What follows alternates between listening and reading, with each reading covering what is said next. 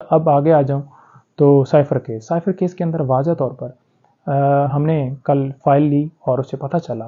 پہلے تو بتا دوں کہ سائفر کیس ہے کیا. کہتے ہیں کہ یہ سائفر جو ہے پولیٹیکل مقاصد کے لیے استعمال کیا گیا، غیر متعلقہ لوگوں کو دکھایا گیا، یعنی کہ پبلک کو دکھایا گیا. پھر کہتے ہیں کہ سائفر چوری ہو گیا.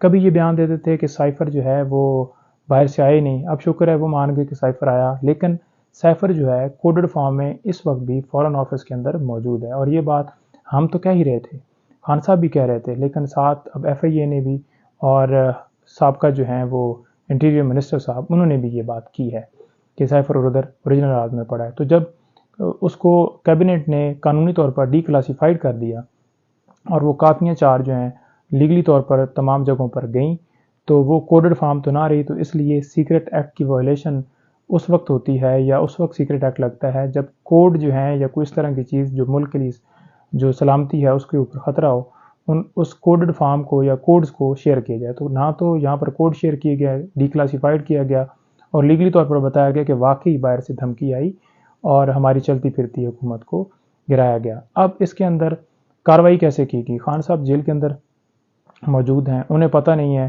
ان کی کب اریسٹ ہو گئی، ان کو پتہ نہیں ہے کہ کب ریمانڈ جو ہے ان کا جو ہے وہ لے لیا گیا ہے. جب ہم نے تمام وہ ڈاکومنٹس دیکھے ہیں تو اس میں واضح طور پر ہم نے ایک بات جو ہے وہ نوٹ کی ہے.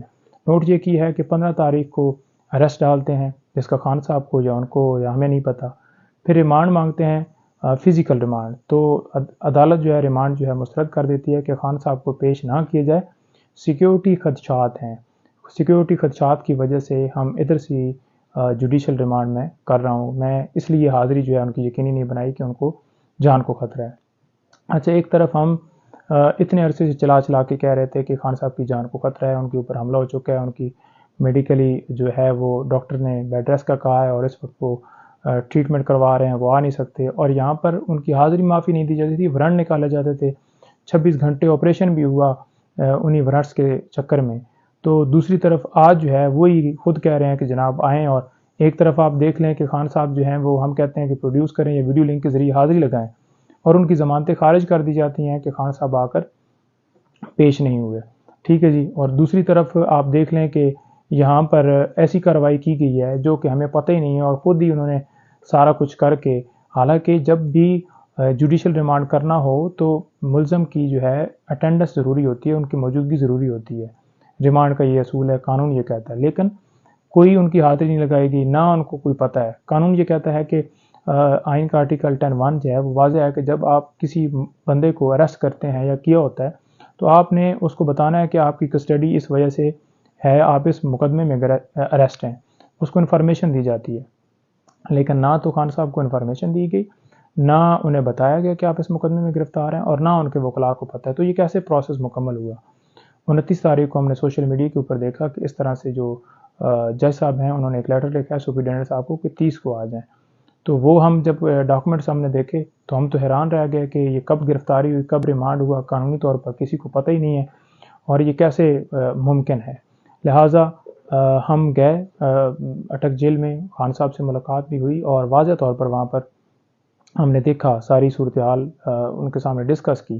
معزز عدالت سے کہا کہ آپ کی کورٹ میں ہم نے جا کر پوچھا تھا کہ کیا خان صاحب کے حوالے سے، وہ غالباً 22 تھی یا 23 تھی، کہ خان صاحب کو کوئی گرفتاری یا ان کا ریمانڈ وغیرہ ہوا ہے؟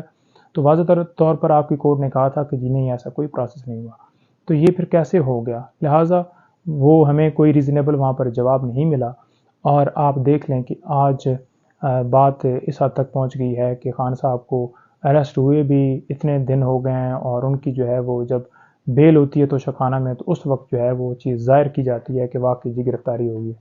اس میں ہم نے اپلیکیشن دے دی ہیں، پری ریسٹ بھی دے دی ہے اور اوپن ٹرائل کا بھی ہم نے کہا ہے، اور کہ تاکہ دنیا کو پتہ چلے، لوگوں کو پتہ چلے کہ واقعی کیا معاملہ ہوا، دھمکی آئی یا نہیں. کیونکہ وہ چیز اب ڈسکس ہو گئی ہے تو اب اس حوالے سے ڈیسائیڈ ہونا ہے کہ واقعی کیا انہوں نے جو ہے وہ سائفر آیا تھا، نہیں آیا تھا. یا چوری کے حوالے سے آپ دیکھ لیں کہ پی ایم جو ہیں وہ چوری تو نہیں، ان کی کسٹڈی تو نہیں ہے، پی ایم آفس کی کسٹڈی ہوتی ہے. کوئی بھی ڈاکومنٹس ہوتا ہے اگر وہاں سے کہیں پہ سائٹ پہ ہوا ہے تو اس کا ذمہ دار اس کا جو ہے پی ایم آفس جو ہے وہ کسٹوڈین ہوتا ہے، اس کا سٹاف ہے، اس کے سیکٹری ہیں، وہ سارے ہیں. لیکن یہاں پر الگ چیز چل رہی ہے. اب 2 تاریخ کے لیے فکس ہے اور جوڈیشل کمپلیکس کے اندر یہ ہیئرنگ ہوگی، جس میں جو پوسٹ اریسٹ بیلز ہیں ان کے اوپر بھی آرگومنٹس ہوں گے، اوپن ٹرائل جو ہے اس درخواست کے اوپر بھی آرگومنٹس ہوں گے، اور تیسری جو درخواست ہم نے یہ دی ہوئی ہے کہ جو ہے وہ جو نوٹیفیکیشن تھا جو انٹیریئر منسٹری نے ریکویسٹ بھجوائی، لاء منسٹری نے نوٹیفیکیشن کیا، اس کو ہم نے بیسیکلی سیٹ اسائڈ کرنے کے لیے درخواست دی ہے کہ اس کو سیٹ اسائڈ کیا جائے، تو وہ بھی درخواست وہاں پر پینڈنگ ہے۔ 3 کو فیصلہ ہوگا، 14 دن کے لیے خان صاحب کا ریمانڈ ہو گیا ہے، 13 تاریخ ریمانڈ کی جو ہے وہ پڑی ہے، اور 13 تاریخ کو دوبارہ عدالت میں خان صاحب کو پیش کیا جائے گا۔ یہاں پر خان صاحب پیش نہیں ہوں گے، یہاں پر سماعت ہوگی، اور یہی آج کی جو اپڈیٹس ہیں۔ بہت شکریہ، تھینک یو۔